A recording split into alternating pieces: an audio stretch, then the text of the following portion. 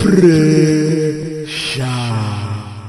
Ladies and gentlemen, welcome to yet another episode of Victory Road Wrestling. Entering the ring accompanied with Victor is Eccentrik.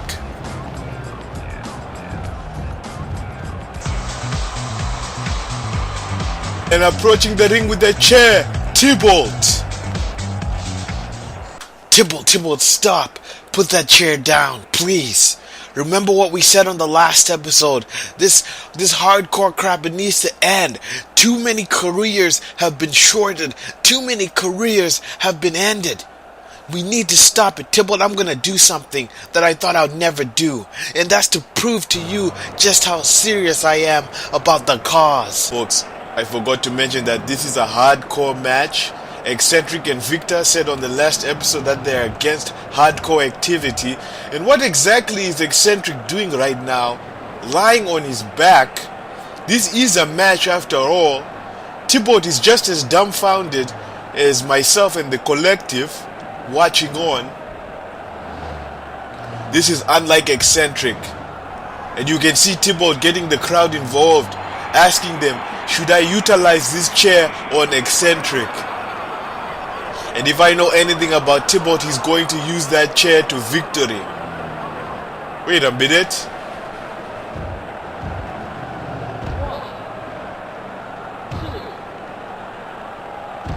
What the? Everybody is confused. What the hell is going on here? This was supposed to be a hardcore match and not even a single weapon was used. This is unlike Tybalt. These fanatics are not very happy. What the hell is going on? Tybalt, you have seemingly turned your back on the people by not utilizing that chair and walking away without an explanation. Tybalt, please, let us know what is going on in your mind. As much as I hate to say it, man, I have to agree with Eccentrik and Victor's stance on hardcore wrestling, man. I just can't do it anymore. And I know a lot of people are gonna be upset by my decision. I know a lot of people wanna be entertained by seeing people go through chairs, go through tables, television screens, what have you, man. But I gotta tell you guys are not the one who have to deal with the injuries, man. You don't have to comfort your mother when she's crying by that hospital bed saying, why, child? Why, man? I have to do something. I have to change this, man. This is not what I signed up for. I signed up to become a wrestler. And I am now part of the cause, man.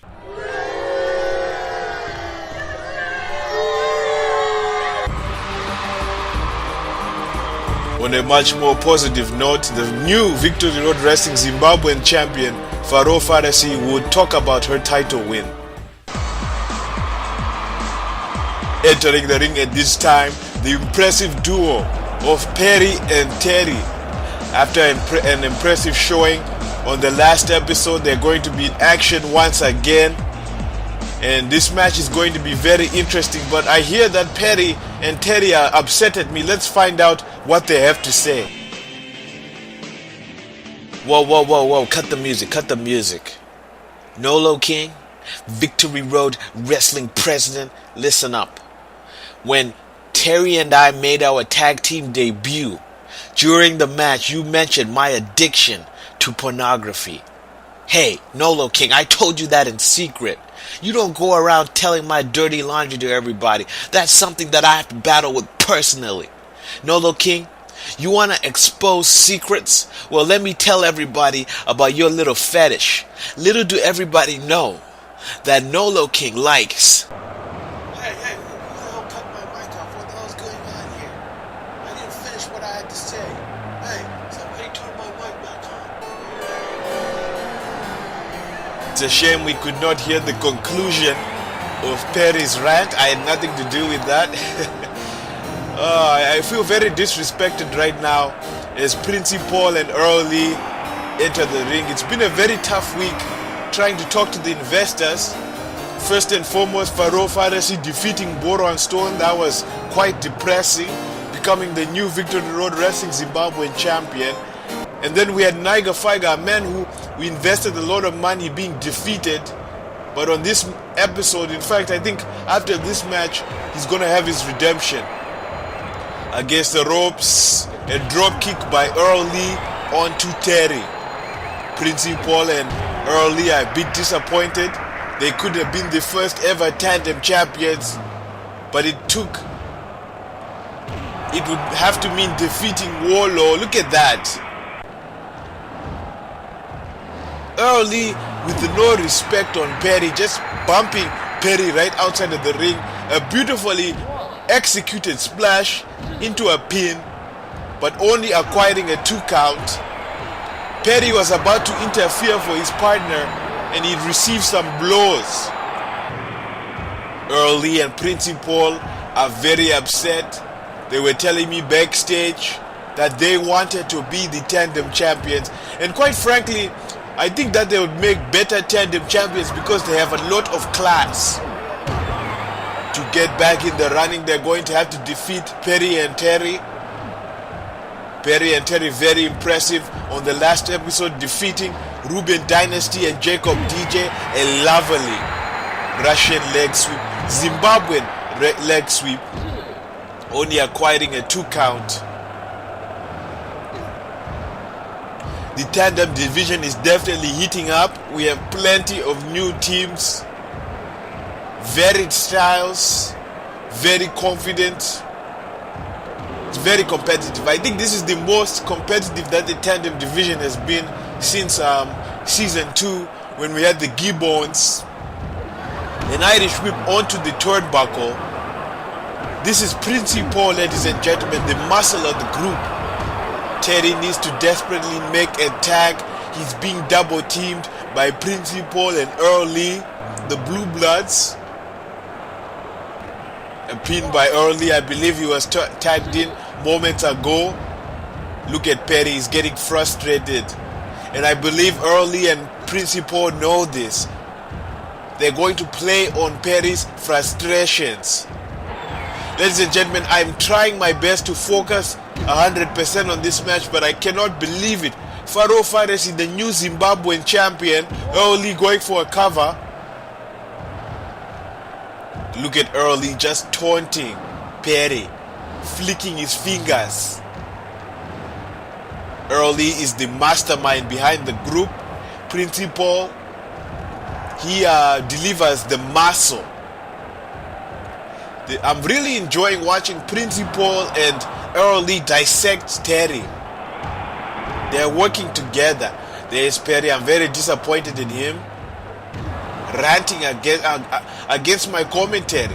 I'm trying to provide these people with some background, providing you guys with some background information about these guys. And I'm getting a little bit of backlash for that. The boys in the locker room are not talking to me as openly as they used to. They think that, if I tell him my secret, my deep dark secret, he's just going to broadcast it to the entire universe. A beautiful Death Valley driver by Terry, the momentum shifting just like that. Prince Paul with a little bit of concern on his face. And all Terry has to do is to crawl to his much fresher partner. But no, Aoli is right behind him, ensuring that a tug will not happen.